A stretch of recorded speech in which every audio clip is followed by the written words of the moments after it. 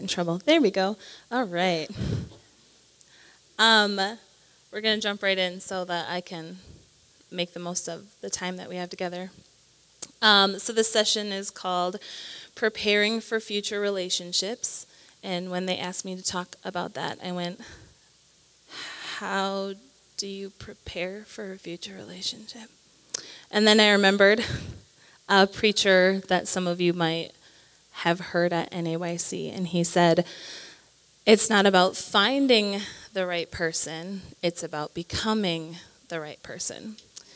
So this session is about self-improvement. So if you were expecting something else, I apologize. So that's what we're going to talk about today, how you can become the best relationshipper that you can be. I'm going to talk about a few things that will help you build a strong foundation for any relationship and even shore up or rebuild foundations that have already been poured.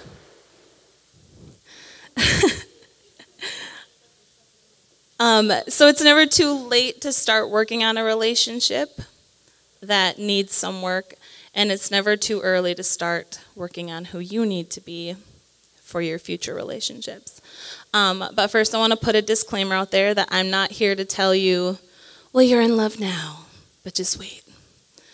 I don't believe in a honeymoon phase that comes to a screeching halt at some point and is replaced by a lifetime of fighting and bitterness.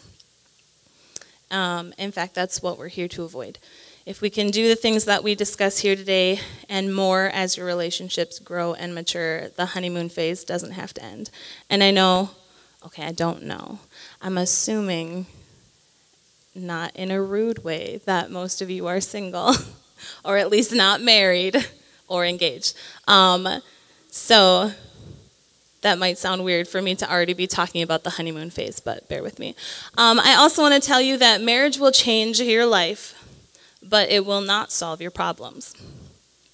If you are insecure and you get married, you will be a married woman with insecurity. If you struggle with addiction or sexual purity, you will be a married woman who struggles with those things. I'm not trying to discourage you, but I'm trying to point you back in the direction that you need to go. So until you find your worth in Jesus, you will waste your time and your potential looking everywhere else for it. You have to look to him for help, healing, and freedom. And he's the only one who can be your security. He's the only one who can heal hurt from your past. He's the only one who can free you from whatever you're wrestling with. So don't look to marriage for that, because you won't find it. You're only going to find it in Jesus. So the first thing that I want to talk about is we need to redefine love. And I'm sure you've all heard this said at some point in your life. It's not new. Love is not a feeling. It's a choice. It's an action. Feelings are fickle. My son's favorite YouTuber, Miss Rachel, says, feelings come and feelings go. And so where would that leave every relationship in the world if love is a feeling? Well, I love you right now, but it's probably going to dissipate at some point, and then everything's going to fall apart. Love that is based on emotion will fail and fall apart, and it's part of why over 50% of marriages end in divorce. They will tell you they lost the spark and they fell out of love.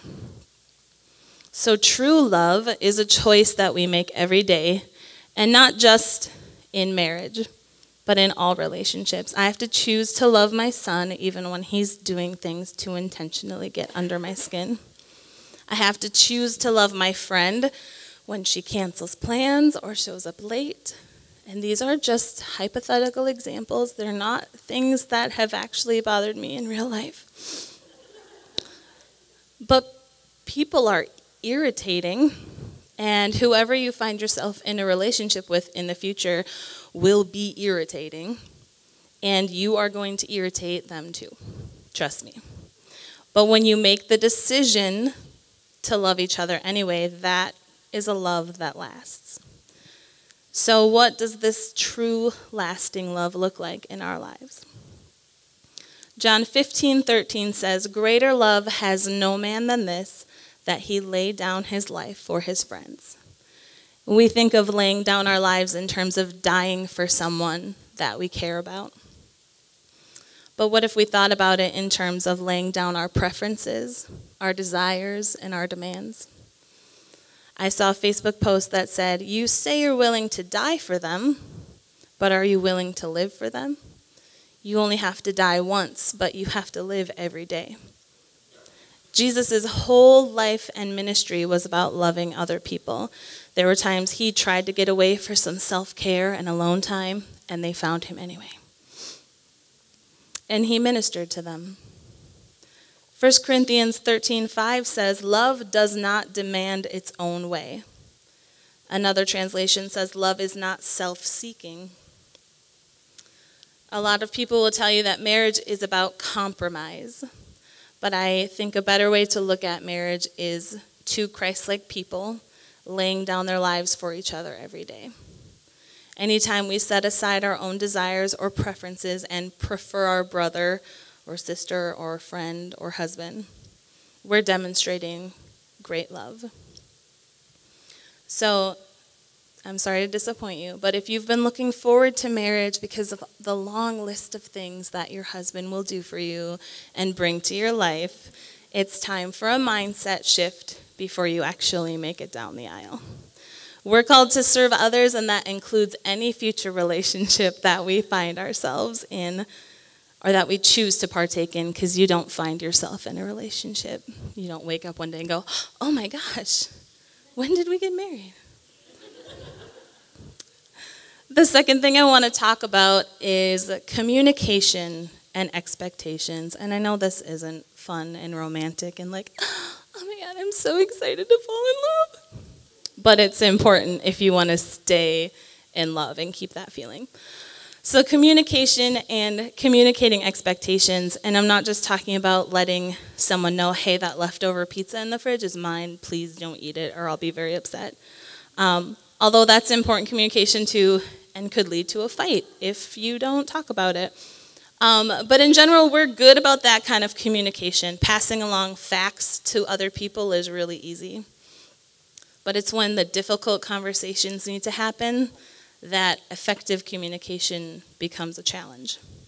And it's not bad conversations or negative conversations, but uncomfortable conversations. One of the biggest causes of marital strife, and honestly, probably strife in all relationships in general, are unmet expectations. And the number one cause of unmet expectations is uncommunicated expectations. So many people enter into relationships with a list of things that they expect their spouse to do or not do, but they don't let their spouse see the list. We expect people in our lives to read our minds and know exactly what we want from them at all times, whether we will say that out loud or not. And it's not just a husband and wife thing. There are in-law relationships that have broken down in the blink of an eye because there was an expectation that went uncommunicated and therefore went unmet. And that leaves the person with the expectation feeling unloved or disrespected. And it leaves everybody else feeling very frustrated and confused. And this happens all the time. People get offended by things that were never intended to cause offense. They don't tell anyone they're offended or why they're offended, and the relationship falls apart and dies, and the cause of death looks different to everyone involved. So while you're communicating your expectations, it's important to evaluate your expectations and determine if they are unrealistic. I'm sure we can all think of an expectation that we have that even in our own minds we go, "Oh, it would be so amazing if this," but it's probably not going to happen. But we still hold on to it. We don't let it go going, "Oh, that's pretty unrealistic." We're like, "That's unrealistic.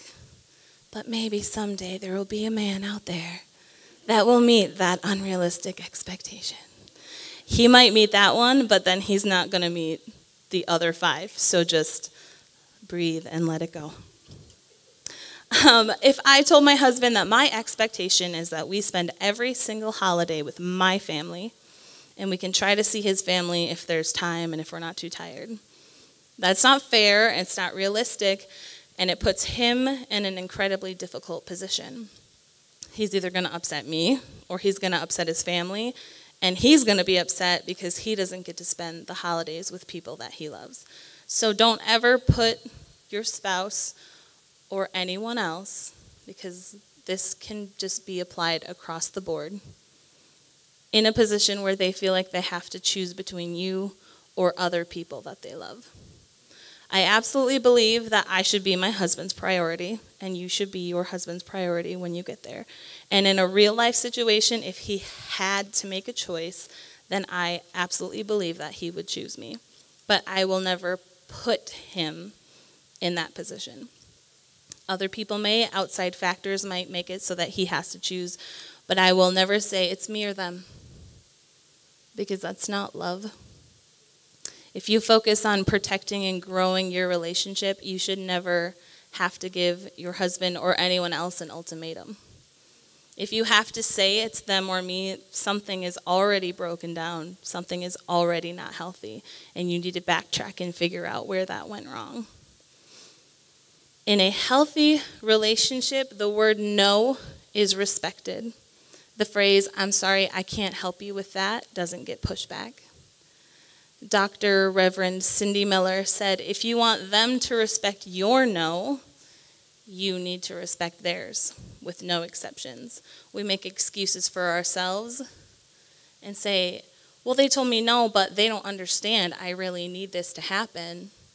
So then when you tell them no and they go, but you don't understand, I really need this to happen, you go, I told them no. Why aren't they respecting me? Well, you have to give and take the respect that you want. I hope this is making sense. I just really want to highlight the importance of effective and honest communication. And I haven't given a lot of examples of expectations because I think you already know the expectations that you have. Sometimes it's a list of like the things you want in a future spouse, and those are the more obvious expectations. And some of your expectations you might not realize could be labeled that way. And it won't come up until you're married and you go, oh, he's not doing that thing that I expected him to do. And I didn't realize that was something I was going to have to tell him about. In a marriage, it can look like, honey, I've always dreamed that when I got married, my husband would lead us in devotions every night. And your husband's like, okay, if you want to pick out the book and if you want to pick out the page and if I'll read it to you, that's and so then your expectation of this strong leader in your family is unmet, and he's like, I had no idea that you wanted me to do that. And then that's why husbands start to think that we're crazy, because we don't talk to them, and then we're like, that's not fair. And he's like, what's not fair? You should just know. Or it could be, I know your mom cooked dinner for your family every night, but I am not a good cook. So can we share that responsibility or work fast food into our budget 5 nights a week? Communicating your expectations isn't about giving each other a list of demands and saying, this is what I expect, so this is what you're going to do. An expectation is, I would like this to happen. Can we figure out a way to make it work? And if you don't feel comfortable leading the conversation with your expectations because it feels demanding, make him start. He's the man.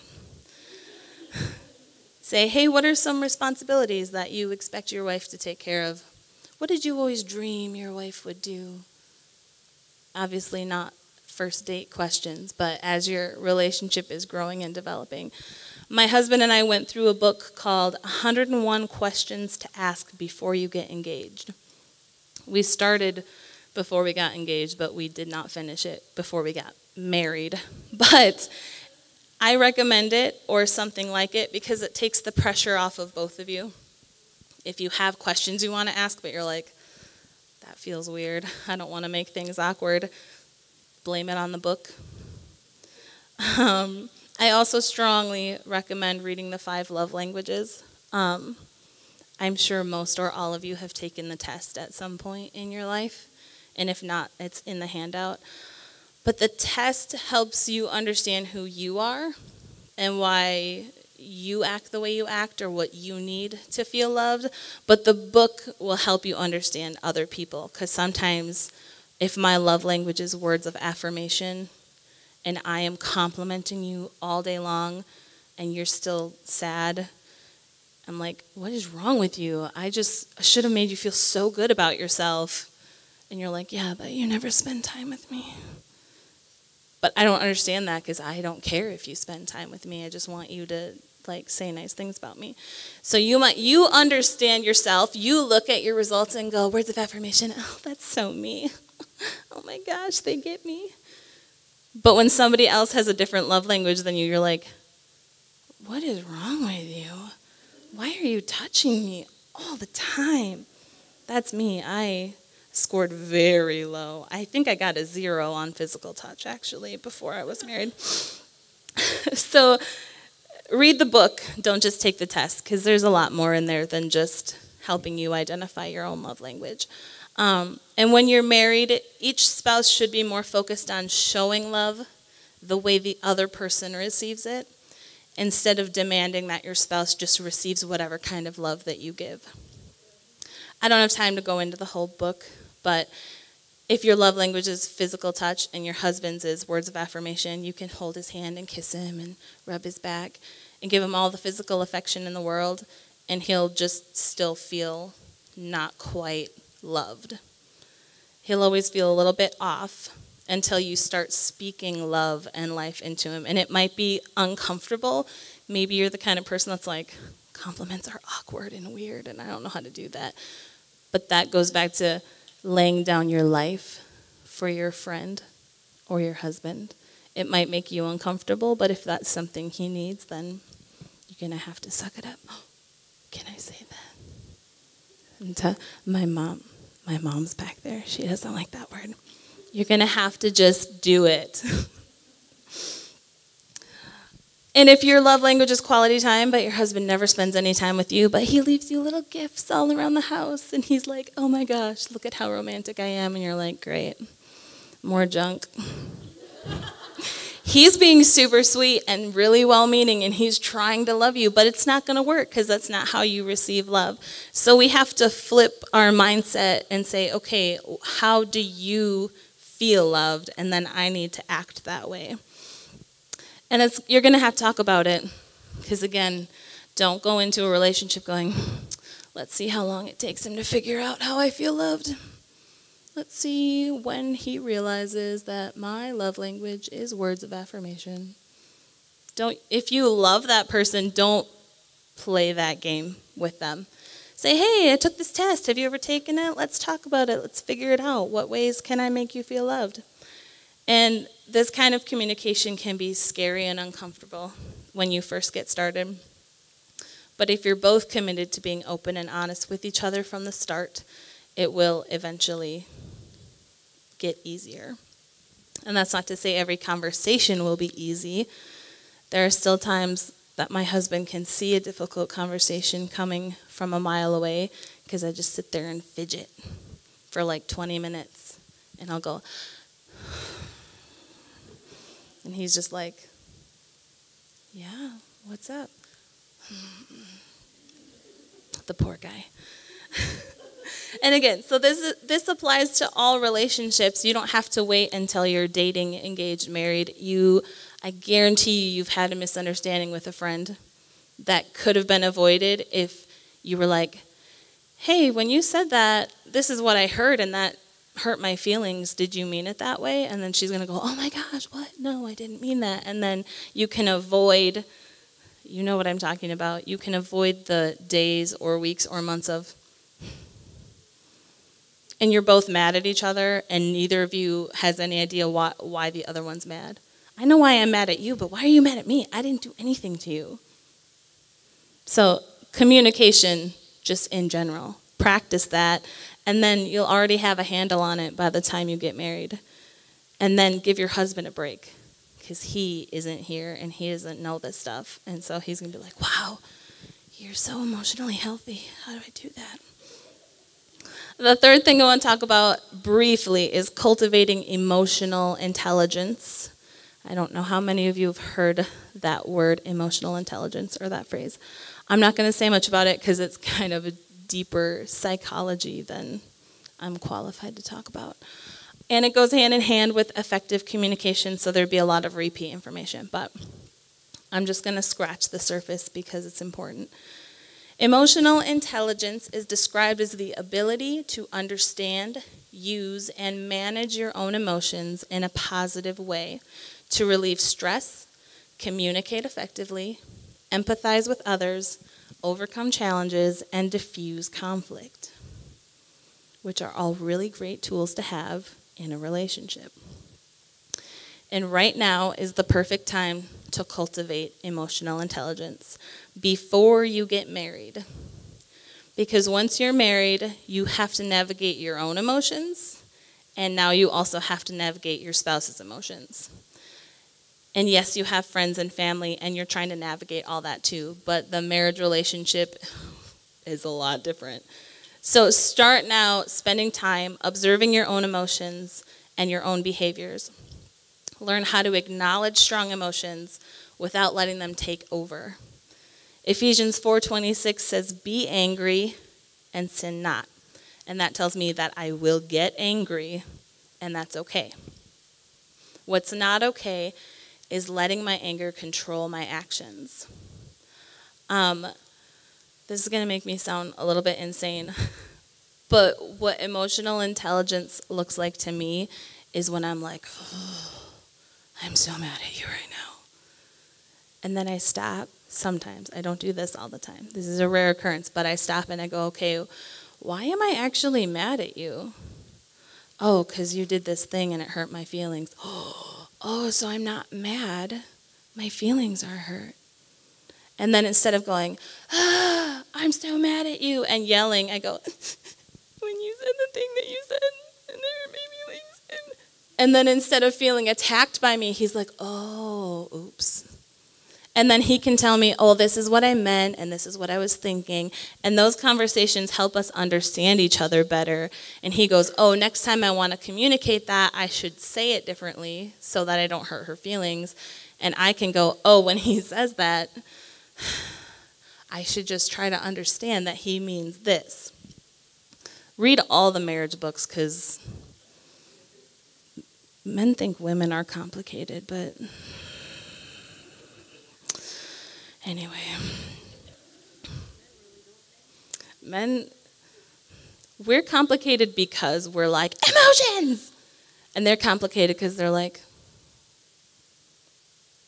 I'm upset with you. And I'm like, okay, upset, mad, upset, sad, like, I just want to go to bed. I don't want to talk about it. I'm like, well, you can sleep. Now I can't sleep. Anyway, I digress.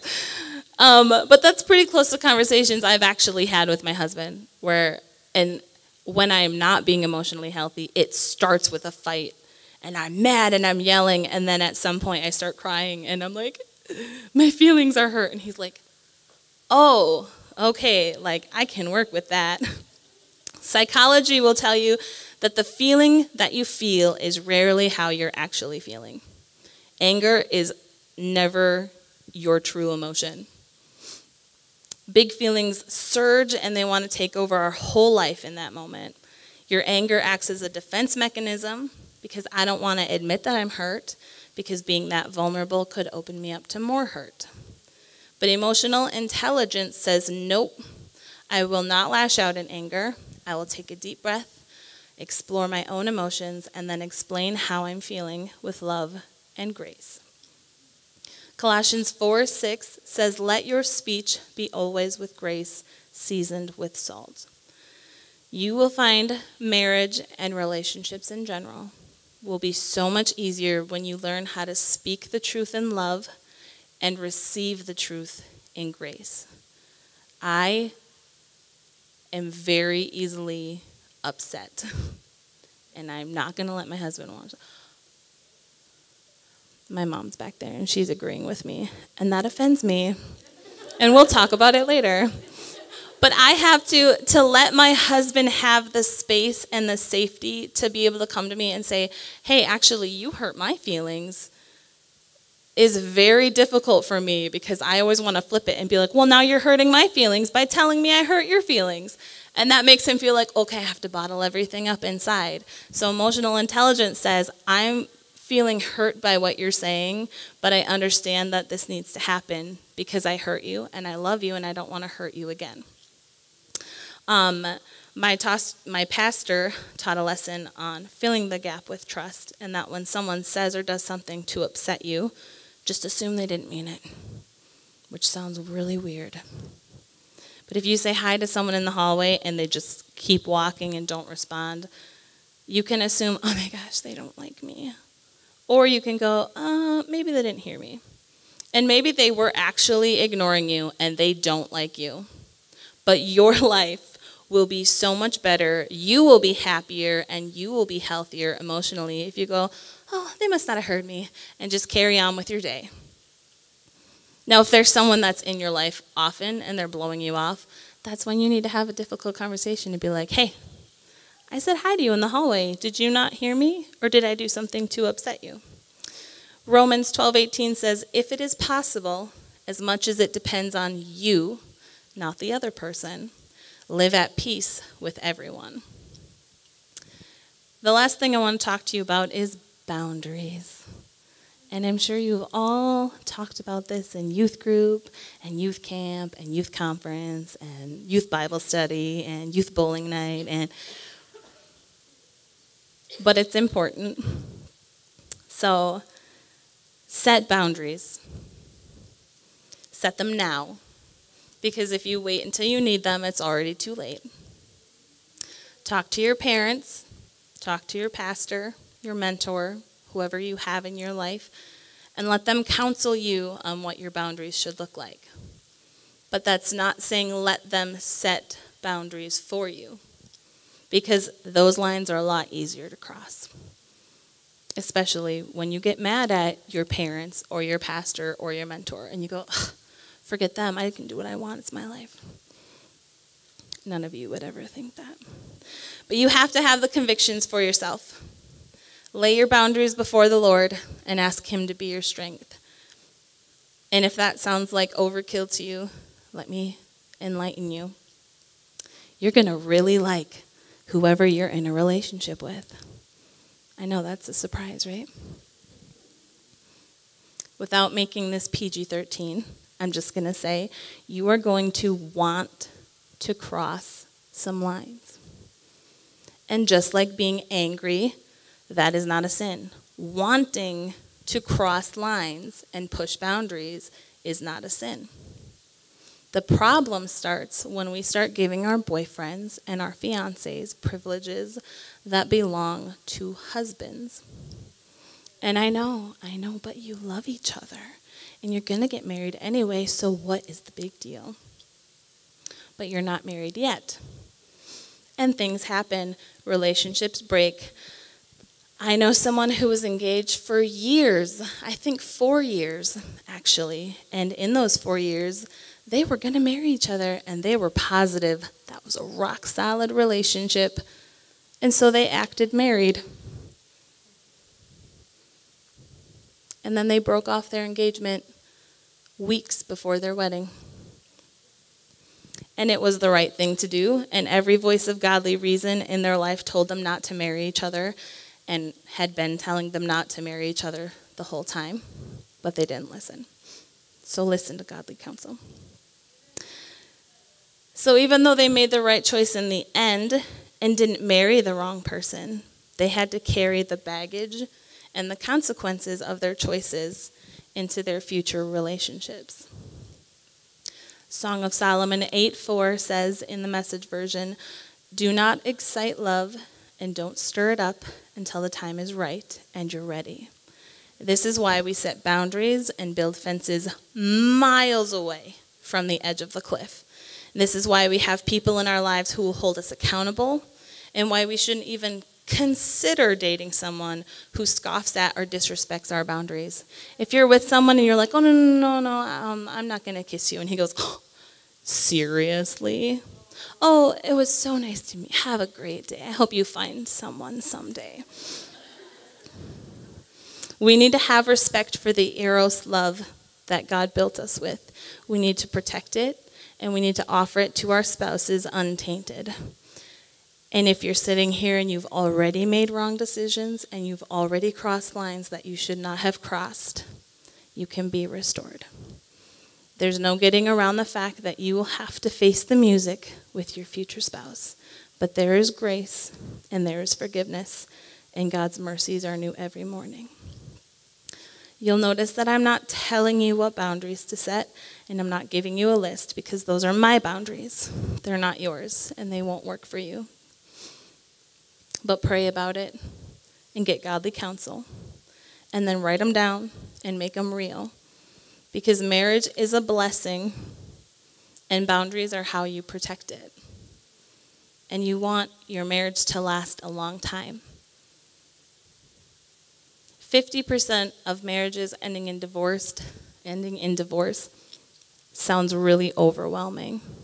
And I know people that have said, why on earth should I even bother getting married? How can you be sure that you're not going to be one of the 50%? This is how. By saying, nope, not going to be us. We're going to talk about stuff. We're going to set boundaries.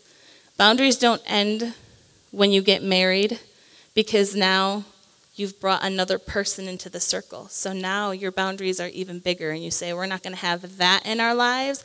I'm going to stop talking to that boy, even though I've known him since. I'm not telling you what boundaries to set.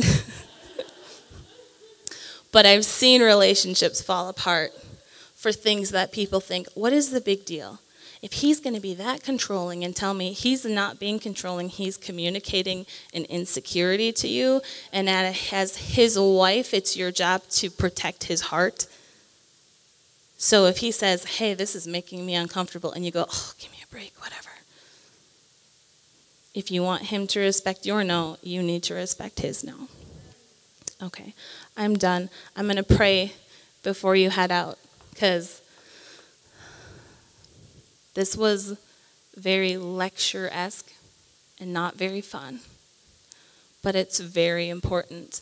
And I don't want it to become something that you go, oh yeah, okay, whatever, that was interesting. I just can't wait to get married.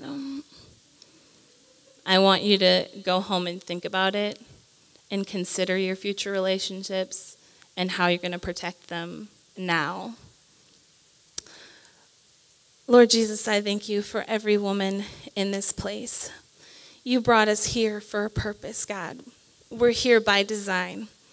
And I pray that the words that have gone out today will be taken into consideration, God.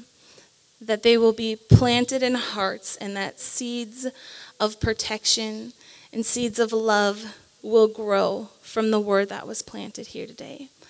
I ask that you would bring comfort to each woman who feels lonely, who feels like it's never going to happen, who feels worthless without someone telling them that they're worth it. I pray that each young lady here would find their worth in you, God, and that they would grow into strong, godly women that will be complementary to their husbands and their husbands' ministries, that they will grow together in you. In Jesus' name, amen.